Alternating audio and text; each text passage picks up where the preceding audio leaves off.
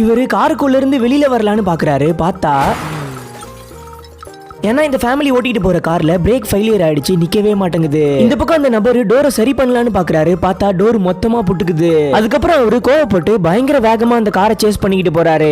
அந்த காருக்குள்ள இருக்கிறவங்க ஒரு பேப்பர்ல ஹெல்ப்னு எழுதி வெளியில நீட்டி காட்டுறாங்க. அப்படியே அந்த பேப்பர் பறந்து வந்து ஒரு போலீஸோட மூஞ்சிலேயே அடிச்சிடுது. அந்த போலீஸும் அதை தட்டி விட்டுறாரு. அது அப்படியே பறந்து போய் பின்னால துரத்தி வந்துட்டு இருந்தவனுடைய கார்லயே ஒட்டிக்குது. அதனால அவன் காரை ஓரம் கட்டி பேப்பரை கிளீன் பண்ணிட்டு மறுபடியும் துரத்த ஆரம்பிக்கிறான். இங்க இவங்க காருக்குள்ள வேற ஒரு குலவி வந்துருது. அதை பார்த்து பயந்து நம்ம ஹீரோ ஒரு ஷூவை வச்சு அடிக்கிறாரு. அடிச்ச வேகத்துல ஏர் பேக்கே ஓபன் ஆயிடுது. இப்ப நல்ல வேலையா அந்த குலவி வெளியில பறந்து போயிடுது. ஆனா எதிர்பாராத விதமா பின்னால வந்துட்டு இருந்தவனுடைய காதுலயே போய் பூந்துக்குது. அதனால அவன் காரை நின்னுகிட்டு இருந்த ஒரு லாரியில எடுத்துட்டு போய் சொருவிடுறான். இங்க வேற ஒரு தாத்தா யூரினை ஒரு கவர்ல புடிச்சு கொடுக்குறாரு. அதை தூக்கி போட்ட உடனே அதுவுமே அந்த ஆளுடைய மூஞ்சில போய் பட்டுருது. அதனால அவன் பயங்கர கோவப்பட்டு பக்கெட் எடுத்து தலையில கவுத்துக்கிட்டு இன்னும் வேகமா துரத்த ஆரம்பிக்கிறான். கடைசியில அவன் இந்த கார்ல இடிச்சு வேற ஒரு இடத்துல போய் சொருகிக்கிறான். போலீஸ் இவங்களை ஒரு ஹெலிகாப்டர் வச்சு